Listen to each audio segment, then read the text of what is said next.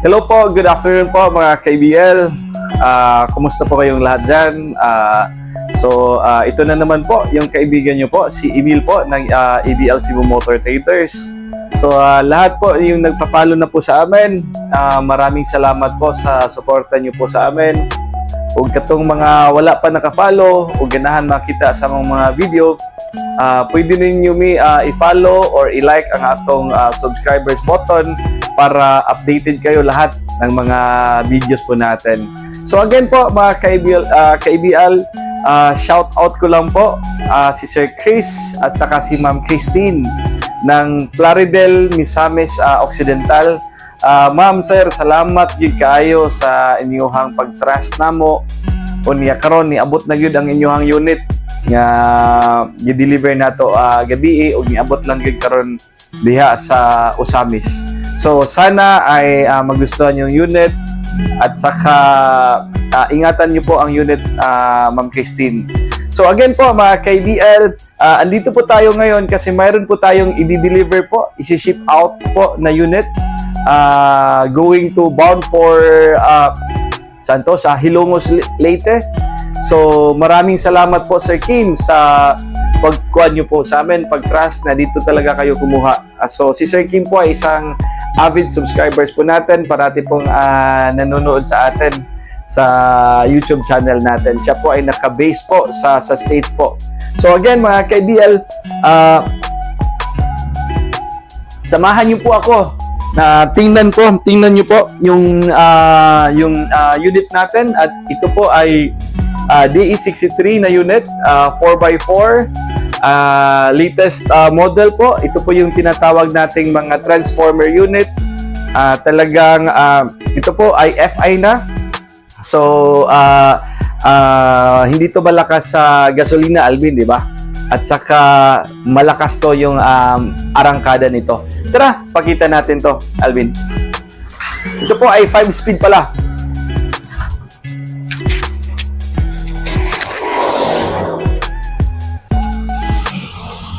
So,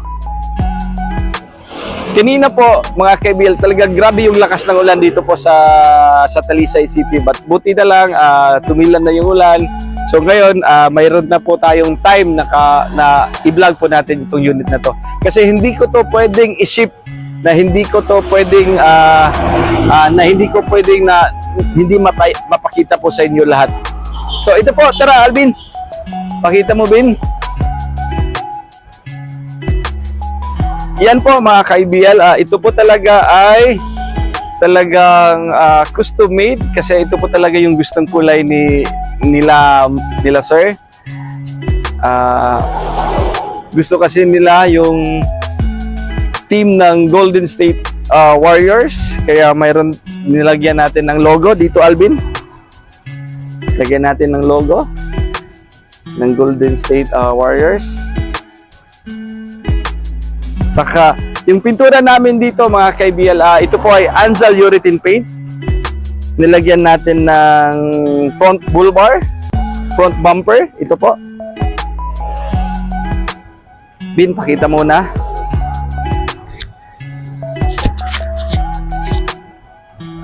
Yan po yung pintura natin. Nilagyan din natin ng design ng decals niya. Of course, yung ABL Cebu Motor Traders natin. Saka nilagyan din natin, Alvin, dito ng stepboard. Pakita natin, Alvin. Ito po yung stepboard natin. Bago din yung kuan natin, yung spare tire carrier niya. Yung spare tire niya. Yung nilagay natin is yung Good Ride. At saka pakita mo, Alvin, yung chassis niya na nirubberized natin gamit po yung Celtex na Ruberlo. Ito po mga KBL, wala po talaga tong cutting, wala po tong cutting.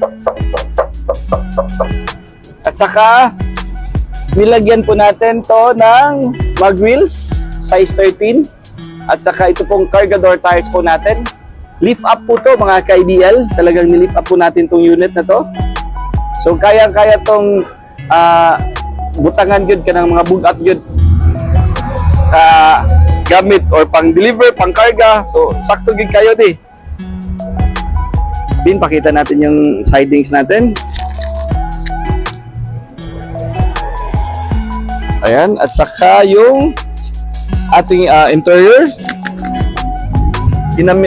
Nilagyan natin yung gamit natin na upholstery, itong German upholstery seats. German leather to mga ka-IBL. Pakita mo yung matting. At saka yung ceiling po. Yan.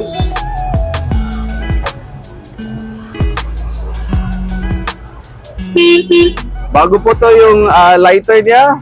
May lighter na po to mga ka-IBL. Doon ka Alvin sa kabila.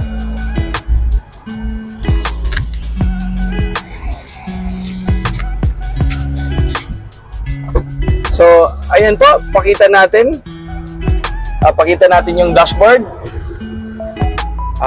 Bago po yung stereo natin.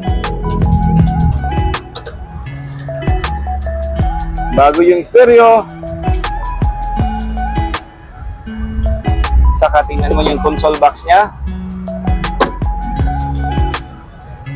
Tapos, of course, mayroon na pong kanya, yung jack at saka tie wrench natin. Ito po mga ka-IBL is 4x4 drive, 4-wheel drive po to. So iangat mo lang para mag-function yung 4x4 nito. So start natin Alvin ha.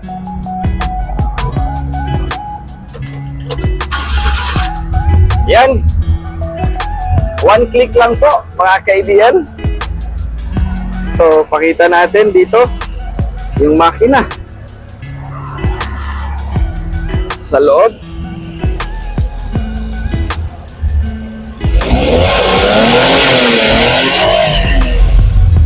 Wow. Bin.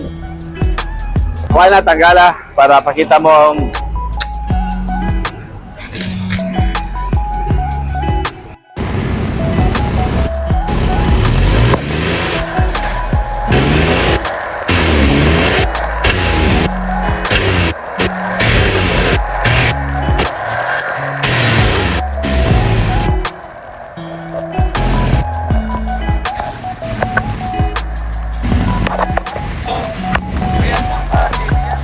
po yung DE63 natin. When it comes to anong advantage nitong mga DE63? When it comes to arangkada, talagang malakas to. When it comes to fuel consumption, matipid. Ito nga lang is syempre modelo na po yung unit. Meron na po siyang control box kasi electronic type na po to na ganitong mga unit po, mga ka-IBL. So medyo may kamahalan lang yung mga parts. So kailangan yung ano nito, yung mga mekaniko kinalan kabalog yun sila moayo ani. Nang diligid ni pwede ka ng mekaniko lang diha sa kilid. Kay once magka-trouble, magka-problema ang iyang mga wirings, mapiktuhan ang iyang kuan mga ka-IBL, ang iyang control box.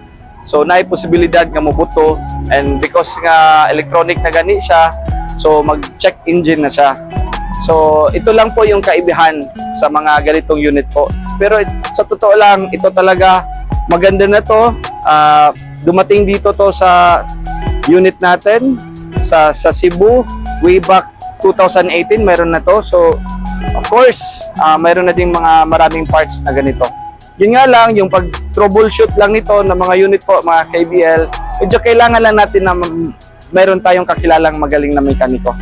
So, ito, mga ka-IBL, papakita lang namin to kasi dati, finiture na natin to, di ba Alvin? Pero, hindi ko lang nagustuhan kasi napansin ko na mausok siya, mga ka-IBL. So, kasi sa amin dito po, mausok yung muffler niya, yung tambutso niya. So sabi ko, baka may problema. Kasi dito, sabi ko nga po sa inyo, hindi po kami nagre-release po ng unit na sitingin namin na may problema. Kasi mayroon kaming warranty, tapos for sure hindi nyo magugustuhan. So sa amin dito, so ang ginawa namin, kinuha namin yung unit, talagang kinuha namin yung makina. Binaba namin yung makina, tiningnan namin kung ano yung cause ng yung reason na mausok siya. So, ito po mga ka-ABL. So, ang ginawa po natin mga ka-ABL dito, Calvin, pakita natin to. So, itong mga parts po niya,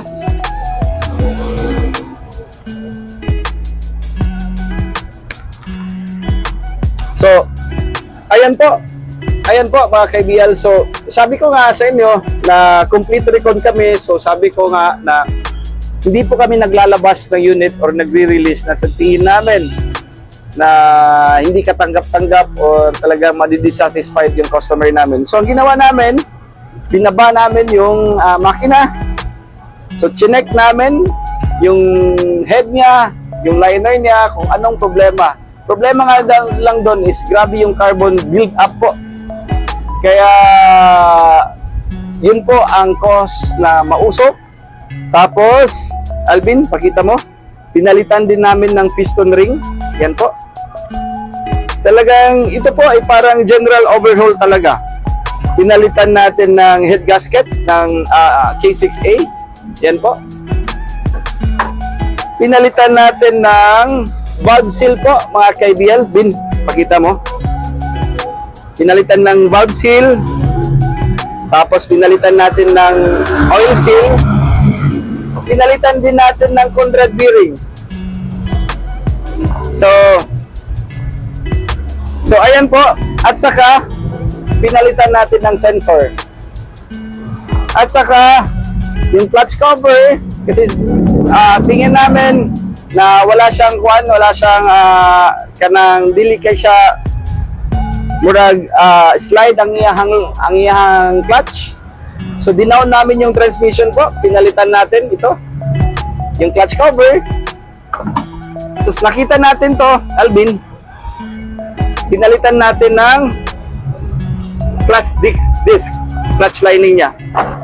So ayan po.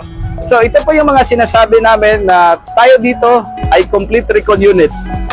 So, kung doon kayo makakabili sa iba, ito lang po mga ka-ABL, Pin, pakita dito tayo. Kung doon kayo makakabili sa iba, general overhaul pa lang, pag down pa lang ng makina, gagastos na kayo ng more or less mga 15,000. Tapos mga parts pa dito, mga piston ring pa, ito, mga sensor, itong sensor. Tapos, iba din yung charge nila sa transmission. Pag nag-down ka ng transmission, ang singil nila is 5,000. Magkano na yung clutch cover niya? Yung clutch lining. So, talagang mahal.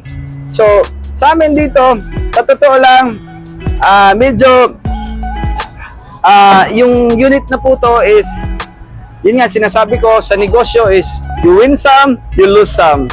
Dito sa unit na to is, wala po kami talagang, meron naman kaming profit, parang break even lang kasi nga sa pinalitan natin ng mga ng mga parts.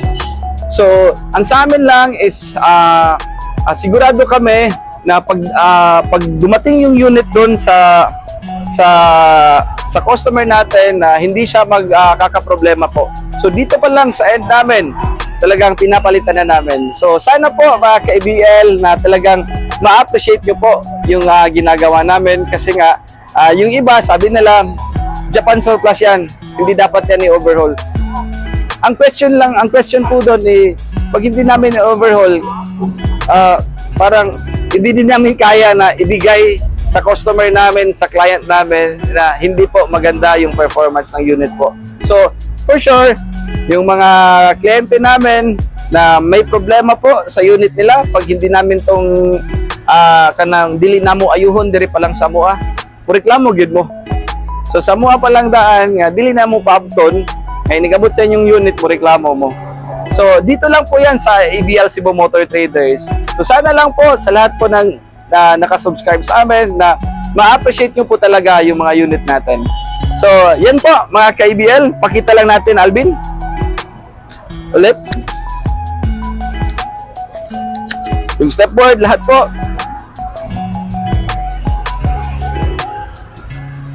Okay ra? Nice.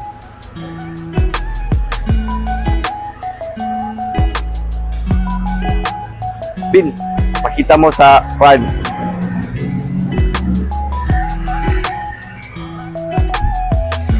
Yan. So, ayan po mga ka-ABL, tapos ko na po nga pakita sa iyo itong DE63 natin. So, lastly na lang po, yung DE63 po, hindi na po to timing belt. Ito po ay timing chain na po mga ka-ABL. So again, maraming salamat po sa pag-subscribe niyo po sa amin. You can follow us po sa FB page natin sa EBL Cebu Motor Traders. So kung gusto niyo po mag-order sa amin, pwede kayong tumawag ng 0917-874-2795 or pwede din kayong pumunta po dito sa display center natin dito po sa SRP Canson Talisay. Again, maraming salamat po sa inyong lahat. Thank you po mga ka-EBL.